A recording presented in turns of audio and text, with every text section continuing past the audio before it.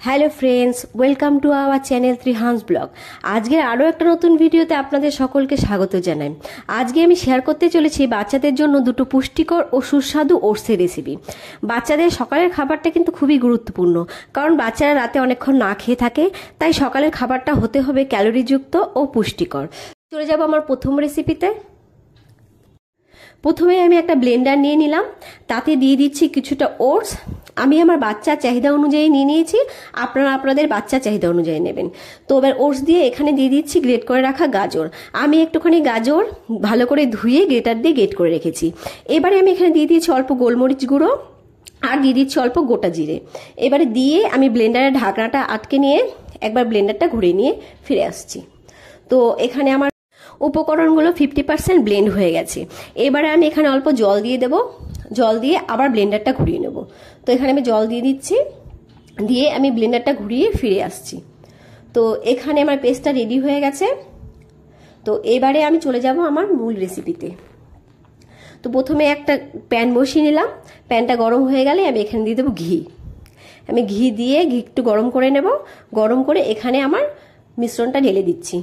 ঢেলে দিয়ে আমি মিশ্রণটা ঘিয়ের ওপর হালকা ভেজে নেব। ভেজে নিয়ে আমি এখানে দিয়ে দেবো পরিমাণ মতো জল। ওটস আর গাজর কিন্তু বাচ্চাদের শরীরের পক্ষে খুবই উপকারী, আর 100 গ্রাম ওটসে কিন্তু 400 কিলো ক্যালোরি শক্তি থাকে। তো এখানে আমার ভাজা কমপ্লিট। এখানে আমি দিয়ে দেবো পরিমাণ মতো জল। জল দিয়ে কিন্তু আমার কিন্তু ভালো করে মিশ্রণটা মিশিয়ে নেব, যাতে কোনো লাম্পস না থাকে।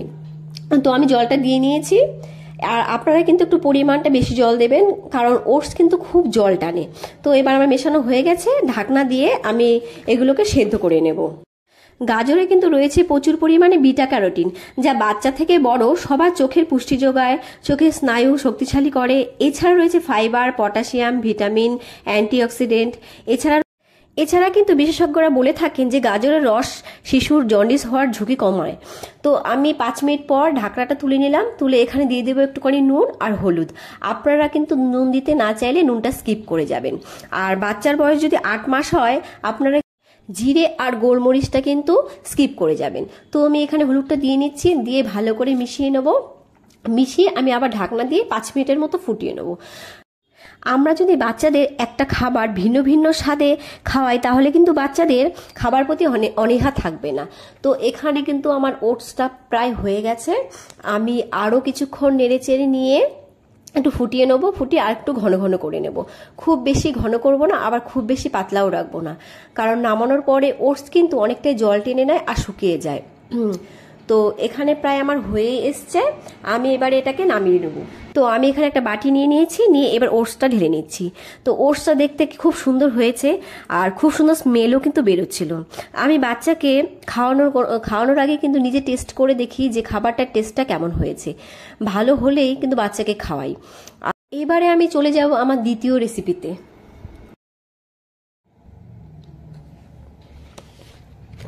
তো দ্বিতীয় রেসিপির জন্য প্রথমে একটা প্যান গরম করে নিলাম, আর তাতে দিয়ে দিচ্ছি ঘি।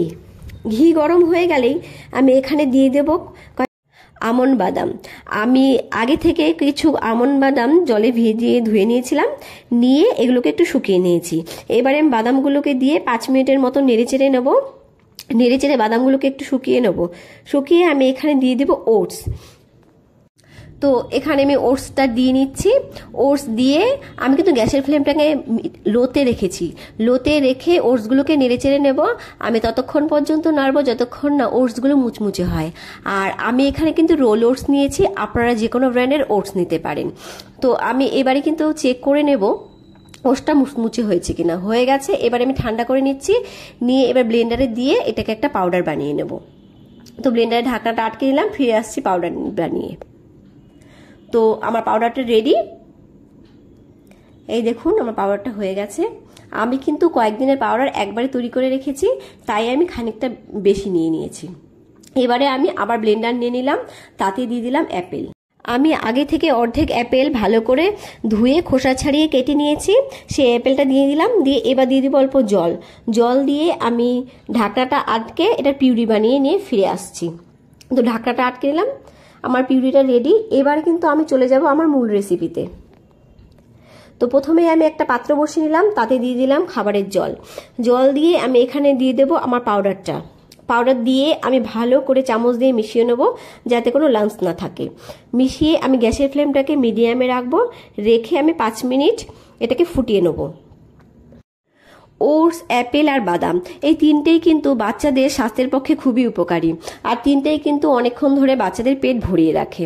বাচ্চাদের বয়স যদি 8 মাসের নিচে হয় বা 8 মাস হয়, তাহলে কিন্তু আপনারা এখানে স্কিপ করে যাবেন। তো ওটসে কিন্তু রয়েছে প্রচুর পরিমাণে ক্যালসিয়াম, সোডিয়াম, পটাশিয়াম। এবারে আমি দিয়ে দিচ্ছি আমার তৈরি করা অ্যাপেল পিউরিটা।